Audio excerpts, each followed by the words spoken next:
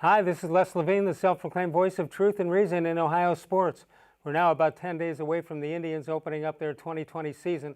I feel a little like Lucy is going to be moving the ball away from Charlie Brown just before he kicks the game-winning field goal. She does it every year. I just want to be there when it happens. It'll be a great day in sports when it does. We've got the D-Man. That'll be a great day in sports. Dennis Manoloff is here. More sports and Les Levine is on the air.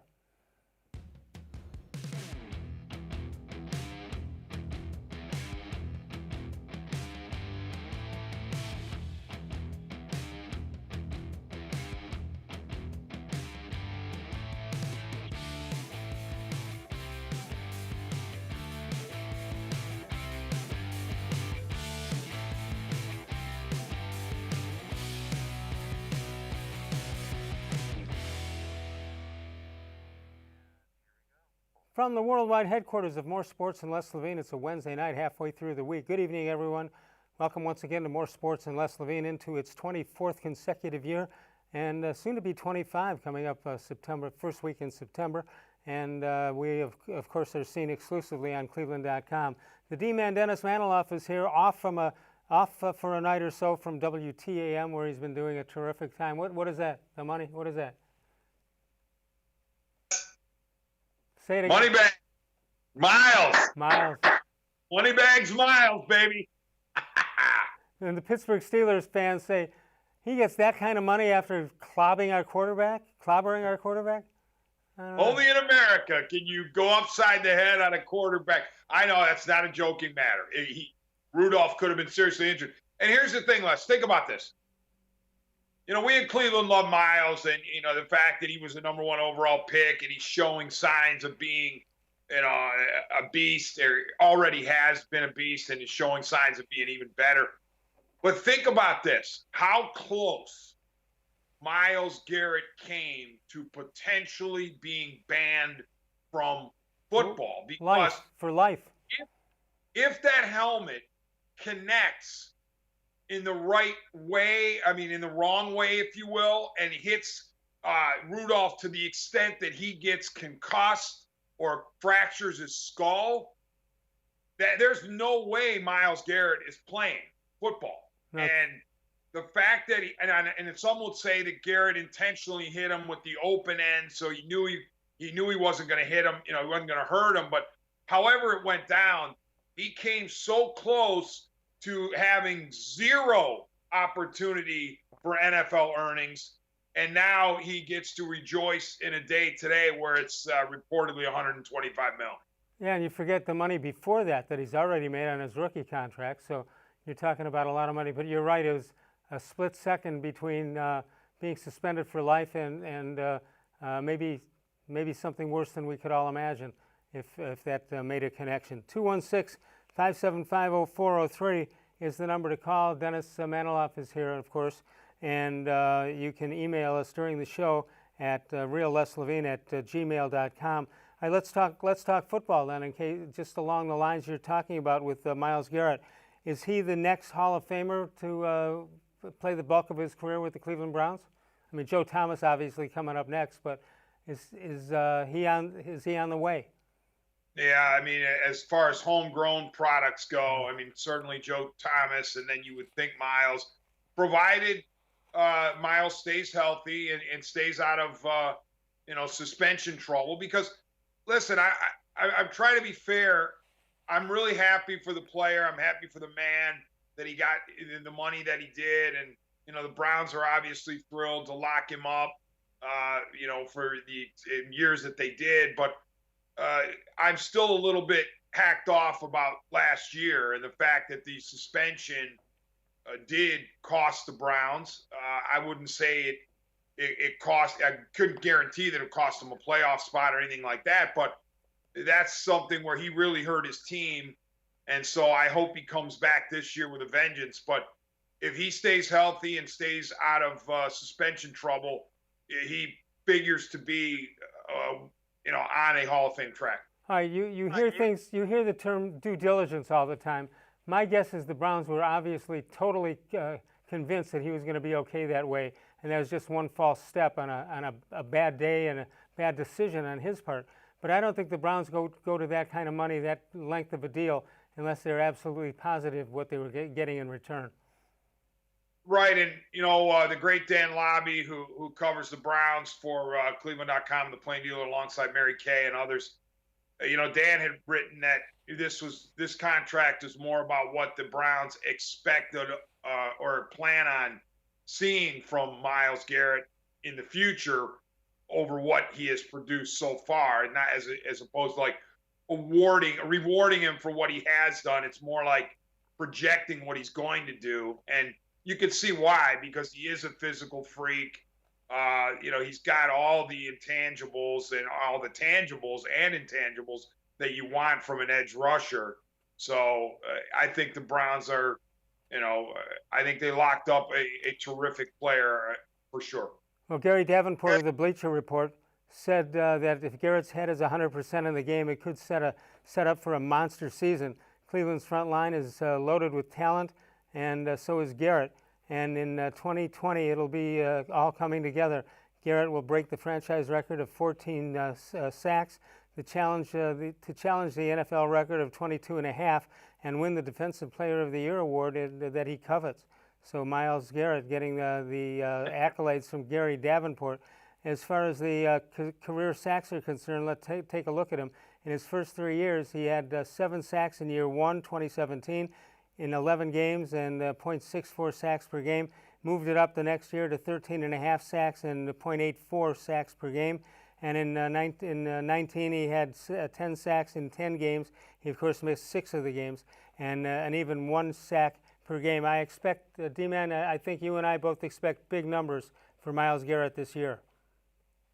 Of course we do, but Les, I'll say this, far from me to dump on anyone who's praising the Browns, but I would ask Mr. Davenport to pump the brakes just a bit on Defensive Player of the Year, given that Aaron Donald is still in the league. I think as long as Donald's in the league, it's going to be a tough ask. But why can't Myles Garrett, I suppose, aspire to that height? Well, I have not seen much complaints about from the national media. Obviously, it's low-lying fruit if you say something about what he did in that Pittsburgh game. But I don't hear much of it. I think I hear a lot of positive stuff said about Myles Garrett nationally. Right, because up until that incident, Myles Garrett was extremely well regarded, as a player and a person. And I would say he still is, despite the meltdown at the end of the Pittsburgh game. The other thing, too, is, Les, let me make this perfectly clear. While I said that Myles is very fortunate that Mason Rudolph was not severely injured, I'm also, in these cases, almost always rooting for the player to cash in. I don't care what player it is. I want to see players. I'd rather see that money go into the player's pocket than the owner's pocket. And that's what's happening here. Big move by the Browns, big move by Myles Garrett, and we'll see how it all shakes out. Did you know the Ohio Lottery has paid out over $1 billion in winnings over the past 6 months? People are winning in record numbers. Winning is happening all around the state of Ohio, and you can play an Ohio Lottery game and play it today. You can follow us on Facebook, facebook.com/more sports and less Levine. Pretty simple. We flash a question of the day in the morning. You respond all day long. We read it on the air that night. Pretty simple. More sports and less Levine on Facebook, right here on cleveland.com. We'll take a break. We'll come on back. Dennis Manoloff is with us. Tomorrow night, it'll be Wednesday. That means Mary Kay Cabot will be here. More sports and less Levine continues with Dennis Manoloff exclusively on cleveland.com.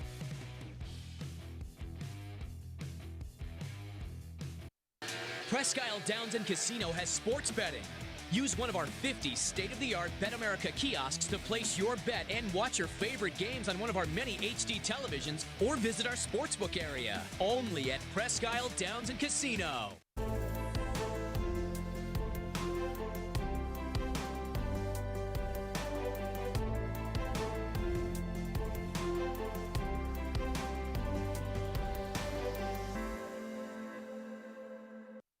Do you like Ohio State football? Would you like to get information from me, Doug Lesmerises, about Ohio State football without having to look at my face?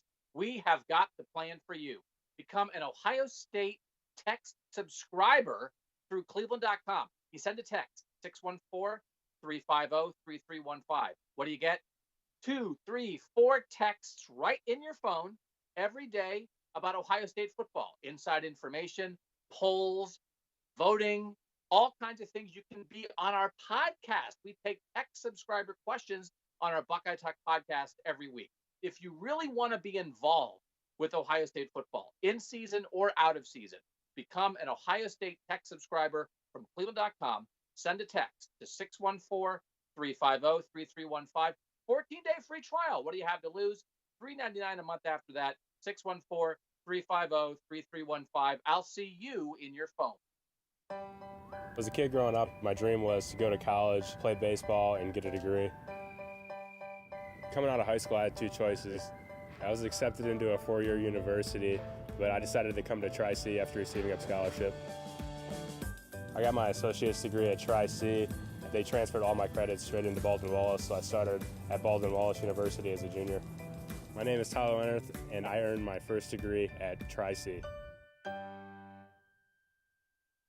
The Ohio Lottery Partners in Education program recognizes role model students and teachers from across Ohio. Nominations can now be done completely online. To nominate a deserving teacher or student, go to ohiolottery.com. In the About section, find Partners in Education. There you will find links to the nomination forms. Students kindergarten through 12th grade can be academic all-stars.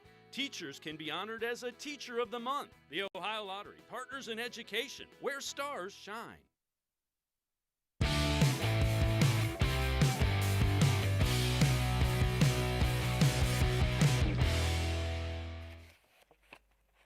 Got some birthdays for today. Alex Karras from the University of Mars, born in 1935. Archie Clark. Archie Clark played for the Minnesota Golden Gophers and broke his hand, I believe, and played a game left-handed and scored 22 points against Ohio State. Pop Fly, born in 1947. John Stallworth of the Steelers. Damon Lillard and Tobias Harris, all born on the 15th of July. 216-575-0403 is the number to call. D-Man, do you think the Browns are going to make any more moves in this offseason, or do you think they're done? As far as major plays, I don't see another one. Maybe they add a piece with that little extra cap space they got from or preserved from the restructuring of Olivier Vernon. But I think they're, for the most part, they're going to roll with what they have. All right, how about this guy, Marcus Golden, a linebacker at 6'3", 260, 29 years old, only 5 NFL seasons, though. Last year with the Giants, 72 tackles, 10 sacks, 14 tackles for losses in 2019 with the Giants, and a career forced fumble record in 62 games. Reportedly asking for $10 million a year rather.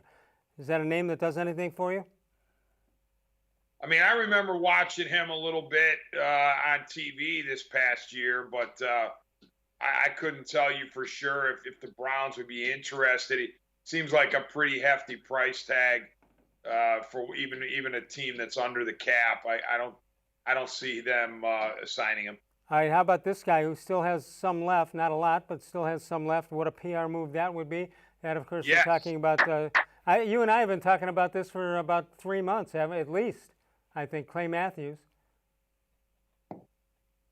Yeah, Les, and the reason I say yes to Matthews and not necessarily to Golden is because of the price tag. I think you can get Clay on the cheap, relatively speaking. He's not asking for $10 million as far as I know. So I think Matthews as a situational pass rusher makes a lot of sense. Maybe he thinks he should be an everyday linebacker. Therefore, and the Browns, wouldn't have a spot for him necessarily. But if he doesn't find any team that's knocking at his door, I don't see why you couldn't make it work for just 1 year. Could you imagine well, if you could have full houses down at the stadium, but Clay Matthews the third making some kind of a play and pointing up to the Wall of Fame where his father is? What a sensational moment that would be. Yeah, I mean, listen, Matthews' name is gold in this town, and rightly so. And I wouldn't want Clay Matthews if just because of the name. The fact is, he can still play, and he showed it last year.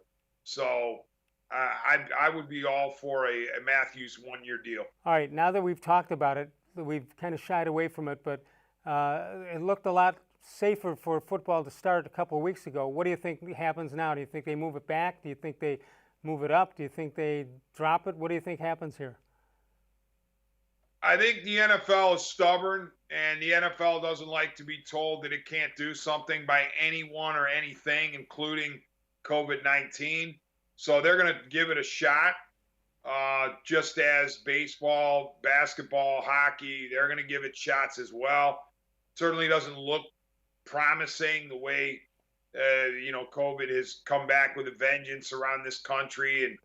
And, there's definitely a concern there. I don't blame people for being jittery. I would say this, Les, though.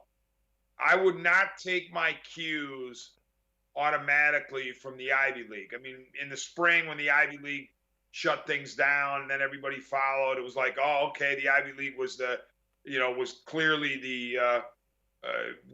they were the flag bearers. They were showing the way. And now the Ivy League says nothing, no fall sports, so everybody else must follow. Yeah. No, I don't see it that way. I think it's a case-by-case basis. Professional teams decide, or professional organizations decide amongst themselves versus college organizations decide amongst themselves. I don't want to do this group think where one group does it, so everybody does it. Yeah, obviously the Ivy League different from the Big Ten or SEC or anything like that. But what do you think as far as baseball is concerned? Baseball's going to start 10 days from now. I'm surprised, by the way, some of their numbers on their trials or on their testing seem to be pretty good, which means one of two things. They're picking the right places to be, or they're in a situation where the players are following what they're supposed to follow, and so far the bubble hasn't gotten them. Yeah, I'll go back to what I said in previous shows, Les. I wish they would have gone to a bubble was unrealistic for 30 teams, but like hub cities where you only had 6 to 8, maximum 10 cities in play, that would cut down dramatically the amount of opportunity that you had to get COVID-19. So I wish they would have done that. But given that they're doing every individual team at its own ballpark, okay, fine, you deal with that. You hope that the players listen and do the best they can to stay in a bubble, if you will, even though it's going to be hard. It's going to require discipline, but at the very least, you have to give it a shot, in my opinion. And when you pull the plug would be if on the outside, the hospitalizations are through the roof and people are, outside of a hospital begging to get in, if death rates spike because of the COVID, or of course, if within your community, within your business, meaning MLB, there's a spike that is so high and so many players are affected that you just can't go on. We're going to talk a little bit more about baseball when we get back, but just from a baseball, the playing aspect, 60 games in the season, do you expect to see, I don't know, somebody hitting 400 this year? Entirely possible because, you don't have as much time, to go into slumps. In other words, if you're hot out of the gate, let's say you're hot for a month, well, guess what? That's half the battle. So all of a sudden, you've only got a halfway to go, and you're sitting at 4 something. So it wouldn't surprise me if a player is at 400 at the, let's say, the 30 game mark, and you start wondering, is it realistic? But beyond that, and beyond a perfect winning percentage for a starting pitcher, as in, 10-0, something like that effect, 11-0, I don't see any really major records or milestones that can be achieved in a 60-game season. Certainly not aggregate totals, but you'd have to look, I think, at batting average and pitchers going undefeated as two that are feasible. You see anybody? I don't see people with complete games all year. Yeah, that's a great point, Les. I think managers are they're going to err on the side of caution more than they ever have when it comes to pitchers. And given the compressed schedule, it wouldn't surprise me at all if managers play a lot of these games as if they were playoff games. And meaning, we'll go get the starter in the middle innings if need be. And I think bullpens are going to be used a lot. And that could mean, in multi-inning stints. So it wouldn't surprise me if complete games, percentage-wise, are way down. Keep this in mind as the season progresses, because nobody's seen a season like this. But we do have kind of a background on Terry Francona and how he thinks. There's a situation, I want to say it was 2 years ago, where he was in a doubleheader and he had a big lead in game one, something like 7-1, 7-2. And he went with his closer that way as opposed to saving him for game two. And when Francona was asked about it, he just said, it's so hard to win in the big leagues, you got to get a win when you can. So keep that in mind. He'll be going for a win whenever he can do that, even if he's got a 7-1 lead in a doubleheader situation and has to play out game two. That's correct. And, I think Francona is also going to look at his staff, and he's going to recognize. Now, you had just said about potential lack of complete games. The exception potentially to the rule would be the Indians, given the talent that resides at the top of that rotation. Clevenger, Carrasco, Bieber. If you're a team like, if Terry Francona has those guys at his disposal, they're more than capable of going 9. But overall, I don't think around the league you're not going to see as many complete games. And where Terry Francona is concerned, he will manage this, I think, in a little bit of a different way, because every game, 162, they all matter, but you know what I mean. Every game really matters in a 60-game sprint. So I think you will see a little bit of different managing style from Terry Francona. It'll be interesting to watch, no question about that. He won't have the luxury of playing off a guy who's going to have, the team will have an off day. They're playing games straight through, so you can't use that extra spot as a place to use or not use one of your starting pitchers. East, West, and South, that's where you're going to find Northeast Factory Direct, West 140th Street, Lakeland Boulevard, the Freeway Drive in Macedonia. NortheastFactoryDirect.com is the place to go. We'll come back in a moment with the D-Man, Dennis Manoloff. More sports and Les Levine continues exclusively on cleveland.com.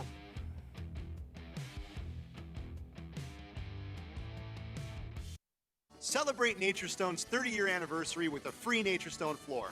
During 2020, we will be giving away 30 free floors to 30 very lucky customers to say thank you for making NatureStone the best concrete flooring solution for garages, basements, and more. Call or visit naturestone.com today to register to win, and we'll send you a copy of our new buyer's guide absolutely free. There's no purchase necessary. Winners will be chosen monthly. With over 30 million square feet installed for more than 60,000 customers, it's easy to see why I always say, it's not just a floor, wow, it's NatureStone. There are tastes we remember. Every smell brings the happiness of times gone by. Experience this every time you walk into Gallucci's Italian Foods. Whether you need lunch on the go, a catered party, or that perfect blend of wine, meats, and cheeses, Gallucci's has exactly what you're looking for. Straight from Mama's kitchen for old world traditions or original experiences. From the tastes you remember to new flavors you'll never forget. Gallucci's is a tasty branch of your family tree. When it comes to selling you a mattress, most retailers are handing you a long line of extra steps that drive up costs and create confusion. At the Original Mattress Factory, we simplify the mattress shopping experience by building mattresses and box springs in our own local factories and selling them direct to you. It's short, sweet, and simply makes sense. So experience more than just the mattress store. Experience an original, the Original Mattress Factory.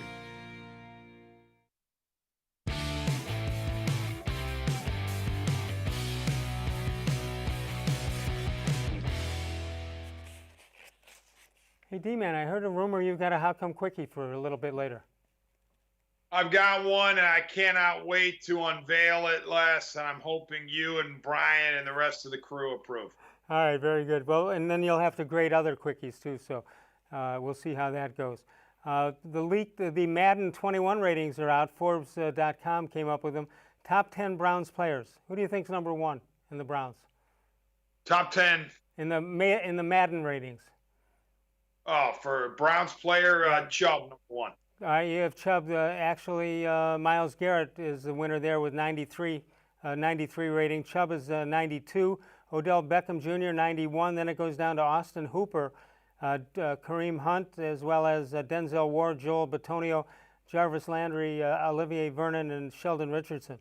You know, you just look at these. Now, you're talking about the Madden ratings, but just look at them as regular players. This Browns team is loaded with talent all over the place. If you just get a decent or a plus side of the quarterback, Baker Mayfield, this team is loaded. Or am I dreaming again? We're going to find out this year, assuming they play. Granted, it won't be in front of fans, who knows how many, but it won't be that many, even if there are fans. But we're going to find out how the Browns either vastly underachieved last year and were a complete discombobulated mess from top to bottom, or maybe somehow, some way we're overrating this talent pool. But my goodness, it certainly feels like they are stacked. You know, it looks like, I heard one of the assistant coaches talking a couple of weeks ago that they don't want to win or play the same way. They want to exploit the other team and play different in one game, a win, and play different in another game, a win. Whatever happened to student body right? Just here, we're going right, and we're better than you are. It's changed. There can be a place for that, Les. To me, it's a delicate balance, okay? The good teams, the great teams, think of Belichick and his crew. All right, what does Belichick do? On a week-to-week basis, he identifies the weakness of the other teams, the team that he's playing, weaknesses, and exploits them. He does not go into a game, or didn't when he had Brady. He didn't go into games saying Tom Brady, because he's all world, because he's the GOAT, he's got to throw for 350 yards every game. Tom Brady could throw for 120 yards, and both Brady and Belichick would be happy because the Patriots won 35-3. That's how Belichick operates. He wants to go after. Right, look at him with running backs. Patriots running backs. 1 week they're rushing for 170 yards. The next week they're not getting any carries. The week after that they're on the inactive list. He goes with guys that can win him the game in the individual matchup. That said, what you mentioned about the student body right, if the Browns do things incredibly well, they have plays that work so well, you absolutely want to use them, even if it is not a perceived weakness by the other team, because you want to say, I'm better than you. My best is better than your best. So even if you have a good defense, I've got plays that I know can beat you, and I'm going to use them. I'm not going to shy away from them because it doesn't look like a good matchup. There's something else that I just thought about that. You assume Tom Brady isn't there anymore at New England, and how's that going to go? And the age-old battle of, did Brady make Belichick, or did Belichick make Brady? And the interesting thing about it, and I don't think it gets enough credit or debit, that without Brady, Belichick's record is, and I'm going back to Bernie Kosar, I'm going back to Testaverde. Belichick's record without Brady is something like 15 under 500. That's something that seems to be overlooked when you're trying to figure out who made who. Yeah, he did have the Castle year when Matt Castle came in for Brady after Brady ripped up his knee, and they won double-digit games, although I think they fell short of the playoffs in the final week, in part because I think Cleveland won that final weekend. But there was the Matt Castle year where the Belichick supporters point to that and say, if he could do it with Castle, and by the way, Castle parlayed that into a nice contract at his next stop, I want to say Kansas City, but if he could do it with Castle, he can do it with anybody. And here's the thing. he doesn't just have anybody this year. He's got Cam Newton. And if Cam Newton is healthy, then all of a sudden the Patriots playbook, think about the difference in styles between Tom Brady and a healthy Cam Newton. Cam Newton will be running. He'll be able to, McDaniels will be able to do a lot of stuff that he wasn't able to do with Brady. So it should be a fascinating year for the New England Patriots. Now, this list we had, the Madden list, we didn't have Baker Mayfield on there. Is it too early to have him on there, or should he have been there?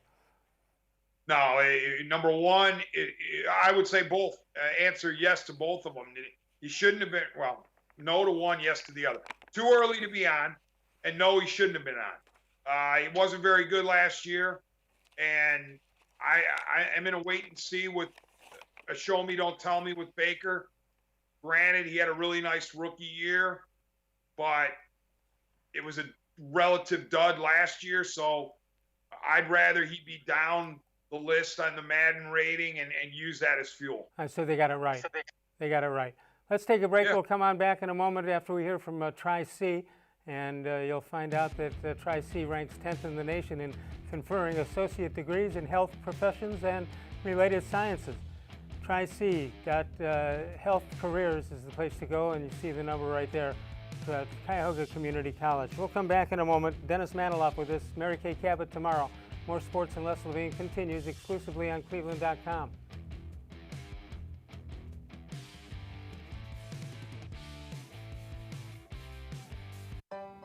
As a kid growing up, my dream was to go to college, play baseball, and get a degree. Coming out of high school, I had two choices. I was accepted into a four-year university, but I decided to come to Tri-C after receiving a scholarship. I got my associate's degree at Tri-C. They transferred all my credits straight into Baldwin-Wallace, so I started at Baldwin-Wallace University as a junior. My name is Tyler Leonard, and I earned my first degree at Tri-C. Well, hello everyone. Let me tell you a little bit about Brown's Football Insider. For only $3.99 a month, you can get text sent right to your phone each day from me, Dan Lobby, Scott Pasco, and Ellis Williams. In addition to that, you'll receive a Football Insider newsletter every day with special things from us, things that you won't see anywhere else on the site. You'll get breaking news, analysis, features, film breakdown, and things like that. Texting us directly gives you a great chance to cut through the clutter of Facebook, Twitter, other social media, and avoid the trolls. Also, it's the only way to get your questions on the Orange and Brown Talk podcast. So why should you sign up? Try a 14-day free trial. You can cancel at any time. All it takes is one text, but you won't want to cancel. We have hundreds of subscribers join us over the last year. They love it and have stayed with us. We're seeing the Football Insider community grow every week, and it's only $3.99 a month, which is less than 14 cents a day. What I like most about Football Insider is the opportunity to connect with you one-on-one and really communicate with you. So how can you become a Football Insider? You can click on cleveland.com/Browns, the blue banner at the top of the page. Or easier yet, text me at 216-208-3965. Again, that's 216-208-3965. It takes attention to detail. With your local Bryant dealer, you're getting more than just a technician. You're getting someone who pays attention to your needs and the little things that make a big difference. It takes a dealer you can rely on. And to keep your family warm this winter, here, let me show you how this works. It takes Bryant. Bryant. Whatever it takes. And to keep your family comfortable, it takes Smiley One Heating and Cooling. Find them at smiley1.com.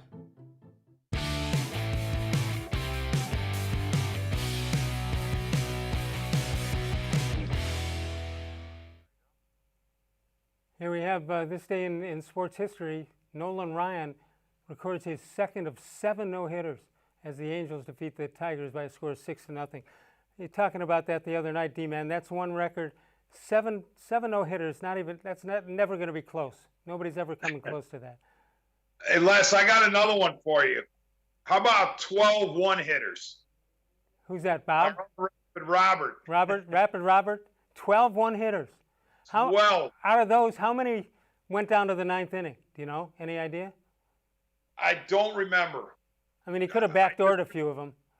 I just remember talking to him, in that sit down I had with him in his living room in the last calendar year of his life, and he, I asked him, "Do you have any regrets on any of your one hitters?" And he said, "No." He said, "Every pitch was meant to be. There was no, there's no looking back and saying, if this would have gone right or that would have gone right." No, you know something? And you know what, Les? Here's the key. You could ask Feller. He would tell you if getting 12 one-hitters meant having that opening day no-hitter, I'd take it every time. Oh, no question about it. I don't know if he said this in a sit-down with you. He said it in I was with a group of 4 or 5 people. We were just talking about different things about his career, or he was talking about different things about his career. But he said that, you talk about not giving it up or not whatever. The no-hitter on opening day in Chicago, it's a cold day, and he had Luke Appling batting in the ninth inning. And Luke Appling is a Hall of Famer, and one of the great things that he did, he was able to foul off, probably 8-10 pitches in a row. And I think Bob said to me and to the group that he got frustrated by Luke Appling a little bit, so he finally laid one in there because he fouled off so many in a row. He laid one in, and Ray Mack, the second baseman, made a great catch on a play between first and second. So I'm not going to say he gave up on that, but he didn't go after to strike him out. Yeah, Mac, there's no doubt that play in the ninth inning was terrific, and Feller was extremely grateful after the game. Did you ever get a chance to talk to the late Russ Snyder about when he was a kid? He was at the Joe DiMaggio game where the streak ended. Did you ever talk to him about that? Wow. Oh, I wish I would have known that when I was a Cub reporter, and Russ Schneider was one of the guys I looked up to in the Plain Dealer newsroom. I would have loved to have asked him about that. I think he was 10 or 12 years old, and he just remembers the excitement of the whole thing. And that was when he's just getting excited about baseball. And what a great story to be at that game where they had 60,000 people that night. The night before, they played at League Park in front of about 15,000 people. So that was pretty interesting stuff. 216-575-0403 if you'd like to get in with the D-man, Dennis Manoloff. All right, Dennis, as we get ready for the season, or whatever we're going to call it, I learned a new word a couple weeks ago, and I try to use it every day in common language, truncated. I'm using that word a lot. It's a truncated season. Love that word. I'm thinking that I don't like anything about it except that there is baseball, but I think that people in the last week or two of the season are really going to be into this, because I think you're going to have some teams that haven't been around a division title chase. You're going to see probably out of the 6 divisions, I think 4 of them will go down to the last week. What do you think is going to happen? Oh, I agree with you, Les. There's going to be, there will be at the, I don't know, let's say 10, 20, 30, 40, and 50 game marks.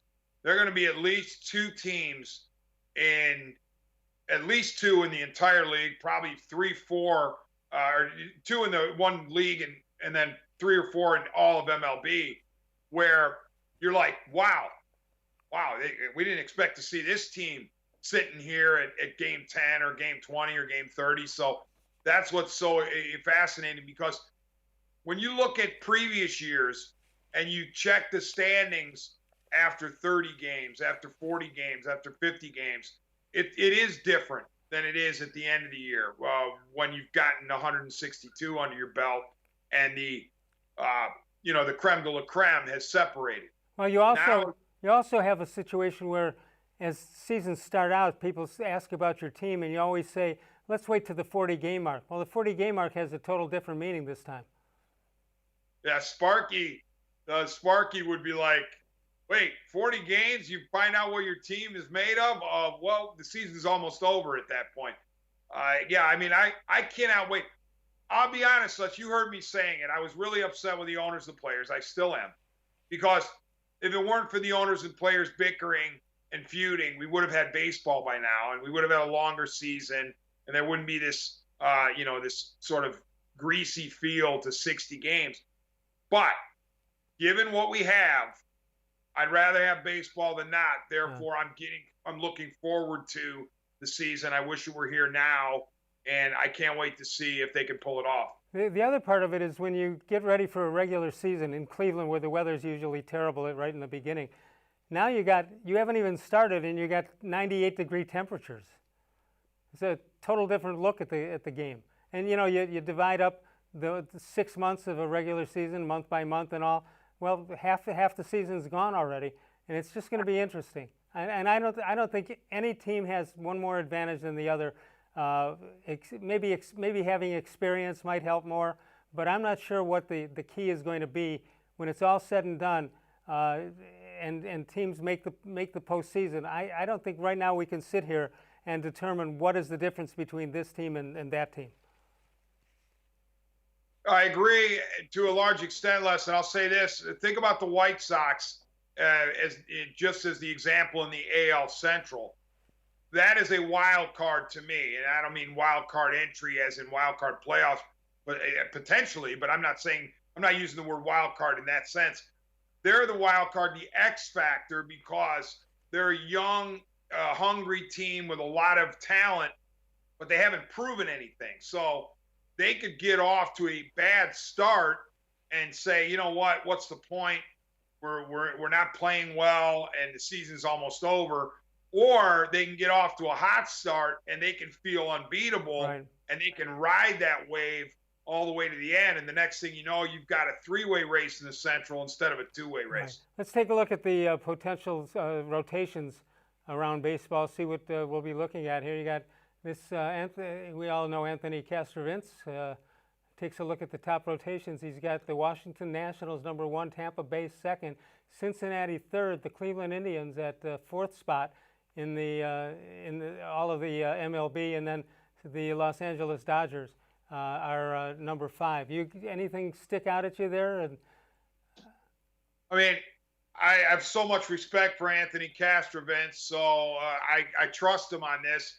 I like the fact that he is paying attention to the Cincinnati Reds, because that you talk about a team that's sneaky good, and I hate to admit a highly graded rotation includes Trevor Bauer, because I'm not a Bauer fan, but I can see why you would think Bauer has the chance to be really good if he focuses on baseball and stays injury free.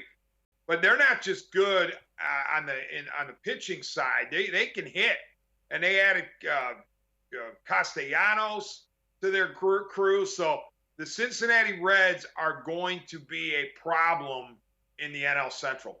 You think Trevor Bauer has some interest in beating the Indians somewhere down the stretch?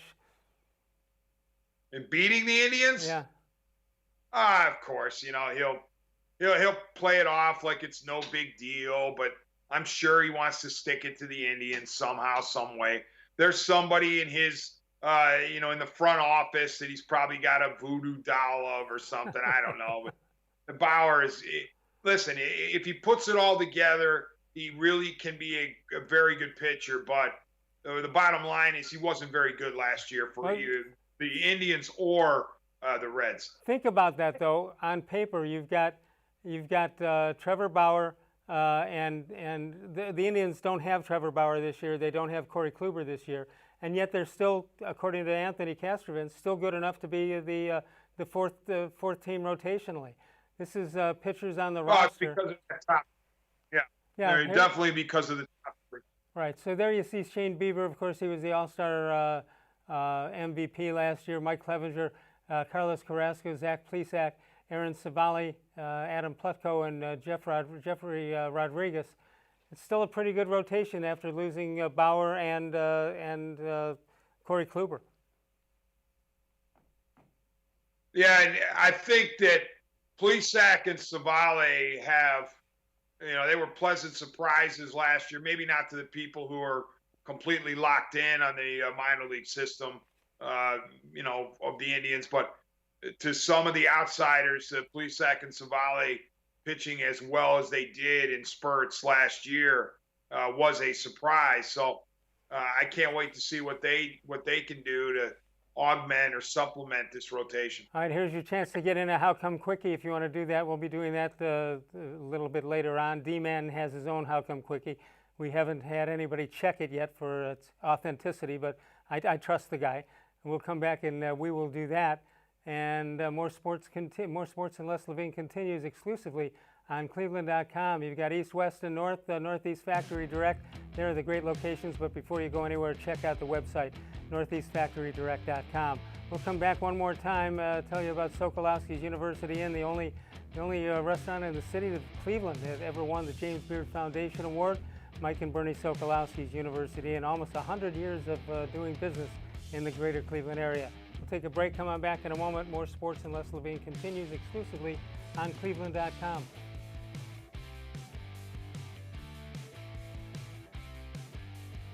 Your home is your most important investment, and your basement is the go-to part of your home. It's your children's rec room. It's where your family and friends spend time together. It's much more than just a basement. Now is the perfect time to add beauty and value to your home with an authentic Nature Stone basement floor. And every Nature Stone floor comes with Russell's Promise, our true unconditional warranty. For a limited time, get our exclusive mini pearl stone for as low as $2.99 a square foot plus installation. Schedule your free cost estimate easily online today at naturestone.com. It's not just a floor. Wow, it's Nature Stone. When it comes to selling you a mattress, most retailers are handing you a line. A long line of extra steps that drive up costs and create confusion. At the Original Mattress Factory, we simplify the mattress shopping experience by building mattresses and box springs in our own local factories and selling them direct to you. It's short, sweet, and simply makes sense. So experience more than just the mattress store. Experience an original, the Original Mattress Factory.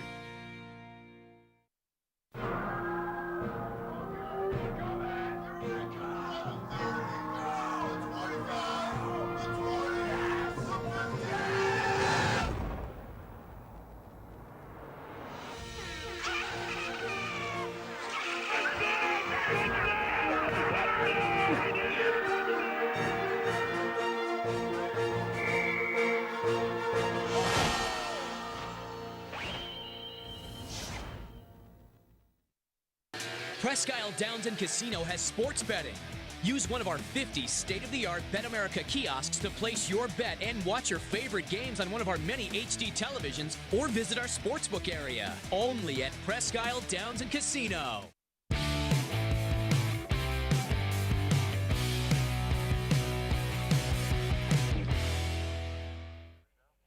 Time for the Facebook question of the day. Hey, D-Man, if you could take one move the Browns made and get rid of it, what would it be in the last 10 years or so? One move the Browns made over the past few years. And you get to take it back. And take it back? Yep. Oh, my gosh. You don't even know where to begin. Some draft pick that was way... Well, no, I got it. Recency. Freddie Kitchens... I got to admit, I thought he was okay. It was okay to give him a shot. Turned out to be a disaster. I would take that back. All no right. Freddie Kitchen to be the head coach in 2019. Lee Sutley says Johnny Football. He'd do that. He'd undo that one. Joe English says you'd have thought this is a softball, but there's an abundance of horrible decisions. Johnny Manziel, Cody Kessler, Hugh Jackson, Freddie Kitchens, Joe Banner. It's not possible to wrap my head around any of these. Aaron Woods says hiring Freddie Kitchens. Trent Richardson? Yeah, you could throw that one in also. Hiring Freddie Kitchens, who was not ready to be an NFL head coach, in my opinion. He has no idea what to do. Play calling last year was horrible. Glenn Berger says hiring Freddie Kitchens and drafting Johnny Manziel, both were huge mistakes. They were so bad that Kitchens lasted only 1 year as a head coach and Manziel lasted 2 as a QB. Toss a coin to see which was worse. Andy Mees says John Dorsey giving Freddie Kitchens, an inexperienced head coach, very limited play calling duties, the job to lead talented roster with playoff aspirations. It was like letting a new licensed 16-year-old driver take a Ferrari for a spin, and he hopes that he doesn't end up saying the same thing about Kevin Stefanski at the end of this year. Boy, even in the last 10 years, not even going since the Browns came back in '99, the amount of mistakes that were made, incredible. You know, I picture, D-Man, other teams looking at that same question, and they have maybe 3 to choose from. Cleveland has, what, 15, 16, something like that. Yeah, All right, that's true. we're going to take a break in a moment. We'll come back with quickies when we do that. But D-Man, before we do that, anything that you're hoping is going to happen in the next 3 weeks? You got basketball coming back, maybe. You got baseball, maybe. Football, it seems conclusive that there probably won't be full-time college football, which bothers me considerably. Yeah, you were breaking up a little bit there, Les, but you're talking about the next 3 weeks, what can or might go wrong. Yeah, what might go wrong. Yeah, what are you expecting to see happen? I expect the MLB to at least start, and I pray, obviously, that they finish. I expect the NBA to start, resume its season. In the case of baseball, it's starting its season. NHL, I expect to start or resume. And NFL, yes, I think they're going to go ahead and try. College football, of that group of the big entertainment vehicles, I think that's the one with the most question marks surrounding it. All right, Dennis Manoloff with this. We have the voicemail of Truth and Reason, and you can send us something. You can tape a message to us. Call anytime throughout the day. You see us from 6 to 7 p.m. Eastern Time, but the rest of the day you can find us at 216-200-6650. Leave a message for us, and we'll put them on the air for you, and we'll discuss them when we get back. We'll take a break. Come on back in a moment with the D-Man, Dennis Manoloff. More sports and less Levine, exclusively on cleveland.com.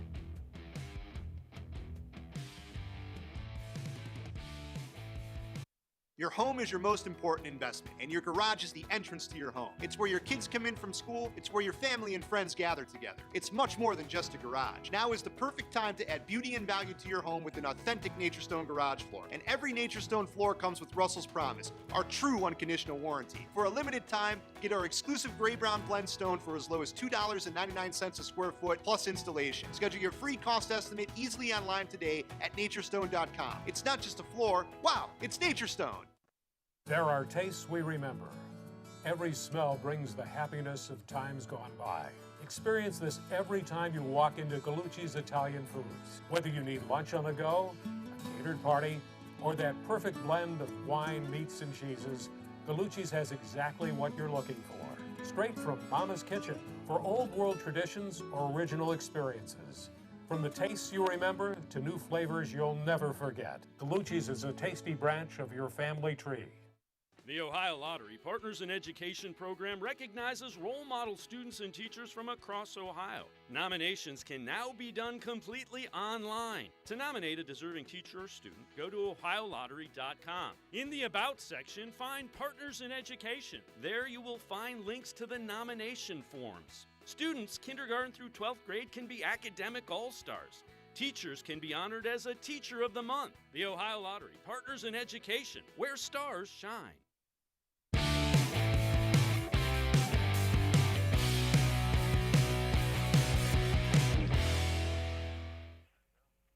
Mary Kay Cabot from the Plain Dealer, cleveland.com will join us tomorrow night. You see us from 6 to 7 p.m. Eastern Time. That's a p.m. And then you can follow us all day long by whichever manner you'd like to choose from. You can do that. Mary Kay does a terrific job. Will join us tomorrow night. All right, D-Man, you have a quickie, a How Come Quickie, right? But before you do this, I just want to say how some nights we have great moments in Les Levine sports quickie history. And then we have nights like this when this is all we get from Mr. Gullible. That's it. And I can't, there's two of them on there and I can't use one of them. It's playing with fire. Come on, Gullible. All right, let me hear your quickie for tonight, and I'll grade it. How come the losing team can't ride home in a Winnebago? All right, the losing team in a Winnebago. By Bud Shaw's referencing, that's about an 8.5, which is pretty good on this show. In the parade, they got to go in a Winnebago. All right, here you go. Mr. Gullible, I'm only using one of these. I know he tests me a little bit. He gets close to the edge and he thinks I'm going to give in or won't pay attention, but I can't use this one. On this one, he says, how come when a chicken and an egg were in the psychiatrist's waiting room, the nurse comes out and says, so who came first? Chicken or the egg? I don't know. Can't use the other one. we're going to have a night. We're going to have a night for bad how come quickie nights, and that will be one of the leaders of it. All right. So, what are you thinking? What are you thinking about what's going on in our sports world? Well, during the break, I was checking Twitter, and Scott Petrak, Chronicle Telegram, said, I'm sure Mary Kay and Dan Lobby said it as well, that Grant Delpit had signed, the Browns' second-round pick. So the entire draft class for the Browns signed. I don't know how many complete draft classes around the league are in, but it's good for the Browns to have locked up Delpit as well. Is Delpit a starter from day one? I think you drafted him there expecting him to be a starter, yes. Yeah. All right. What do you look for this is our last, we got one more chance to talk Indians before they actually start next Friday night. It's hard to place teams in certain categories. You have no idea what they're going to do in this situation because it's never been done before. Are you confident, though, that the Indians are at least set up to be good or set up to do well under the circumstances? I mean, the one thing you don't talk about much is how good the infield is offensively and defensively. You know, you always talk pitching and maybe power, but this offensive lineup is pretty good. Yeah, Les, the Indians, if they stay, again, we have so many ifs, especially this season, but if they stay healthy, avoid major injuries, their stars are out. I mean, they have the ability, stars are in, I should say. The stars are capable of big things, but there are X factors like Jose Ramirez, because last year you had, I don't know, a 60-game stretch with Jose where he looked awful, and you were wondering if he even belonged in the league. And then there's a 60-game stretch later in the season where he's all-world again. So is Jose Ramirez, as an example, going to be a really, really good player for the vast majority of 60 games? But overall, when the Indians take the field, they can look at all aspects of their game: lineup, rotation, bullpen, defense, offense, power, speed. They have it all. I'm not saying they're a juggernaut guaranteed to blow people away, but they have ability in all the areas you want. And it doesn't guarantee anything, but at least makes you think they're going to be competitive. Do you think as they get set for next week, that we won't be quote scoreboard watching on Frankie Lindor, or are we gonna? Is this going to be a daily something we have to deal with all the time? Yeah, I mean, listen, I do think this is it for Frankie Lindor as an Indian this season, but I'm not going to worry about it as I watch him play this year.